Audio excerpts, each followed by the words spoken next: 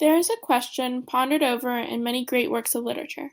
It appears in Hamlet by William Shakespeare, Going Places by A. R. Barton, A Farewell to Arms by Ernest Hemingway, Number the Stars by Lois Lowry, and hundreds of other pieces that have been published throughout the years. Does life imitate fantasy? Or does fantasy imitate life?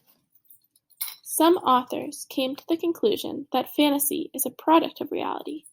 Others blurred the line between them, crafting stories in which the fantasy of the characters eventually became their reality. This topic became particularly relevant as the aesthetic movement took hold during the Victorian era and Wilde puzzled over life, art, fantasy, and reality.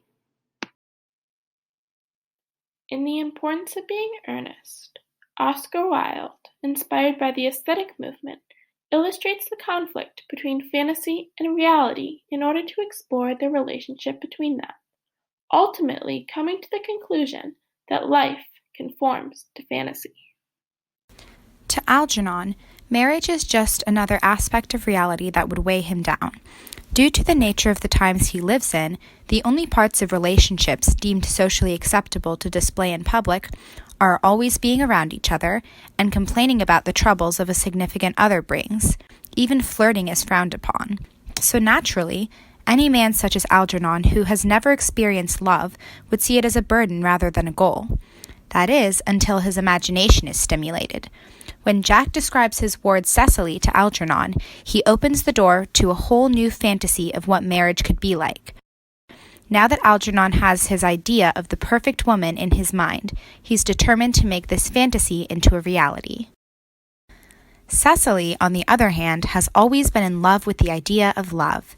In the same way that Algernon creates a fantasy version of her in his head, Cecily spends the majority of her free time fabricating imaginary scenarios with Jack's brother Ernest. She writes letters supposedly from him to herself and records their imaginary encounters in her diary, all while fully aware that she has never actually interacted with this person before. Because Ernest doesn't actually communicate with her, he's a blank canvas for her to paint whatever reality she wants onto. In addition to being easy to daydream about, Ernest gives Cecily a chance to rebel against the realities of her everyday responsibilities.